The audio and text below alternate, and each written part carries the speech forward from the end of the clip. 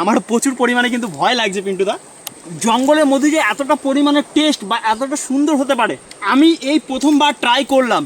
বেশিরভাগটা খেয়ে নিয়েছে। মৌমাছির চাক থেকে মধু সংগ্রহের জন্য পিন্টুদা কিন্তু এখন তৈয়ারি করছে এই জায়গায়। আর এখানে দিয়েছে দেখতে পাচ্ছ খাজুর পাতা এবং কটা খড় আছে এখানে, মানে যে কটা লাগবে সে কটা দিতে হবে, তাই তো? আচ্ছা, এখানে মনে হয় 4-5টা মতো দেওয়া আছে। আর ওখানে কাঁচা খেজুরের পাতা দেওয়া হয়েছে। আর এখানে কিন্তু পিন্টুদা এগুলোকে তৈরি করে নিচ্ছে। এখানে মশাল টাইপ তৈরি করবে। এখানে একদম যত্ন সহকারে কিন্তু এগুলোকে মানে তৈরি করতে হবে। আর ওখানে গিয়ে অনেকটা কাদা আছে দেখতে পাচ্ছ এখন। আর এই কাদার সময়টা কিন্তু এইগুলো ওখানে গিয়ে তৈরি করতে পারবে না, যার কারণে কিন্তু এখানে ওই ডাঙাতে তৈরি করে নিচ্ছে, তারপরে ওখানে যাবে। না তো জলে গেলেই তো ভিজে যাবে কাদা জল লেগে।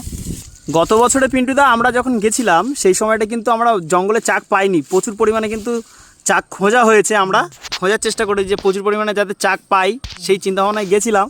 কিন্তু গত বছর কিন্তু আমরা চাক পাইনি এবং অনেকজনকে কিন্তু মধু পাঠিয়েছিলাম কুরিয়ার করে। ওটা বাড়ির ছিল, তাই তো?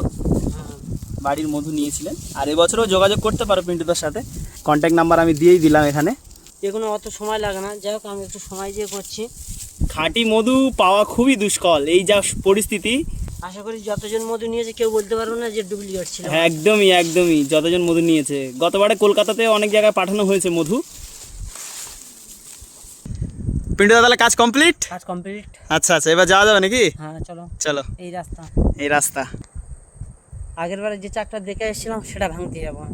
তো এবার আমি এটাকে পিন্টুদা বেঁধে দিচ্ছে আমার মুখে। আর যেহেতু যে কোনো মুহূর্তে ছুটে আসতে পারে, আমার সব থেকে বেশি ভয় লাগে, ঠিক আছে? যার কারণে পিন্টুদা এটাকে বেঁধে দিচ্ছে।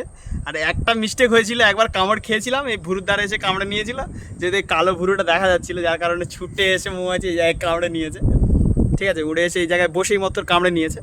তো আজকে সেটা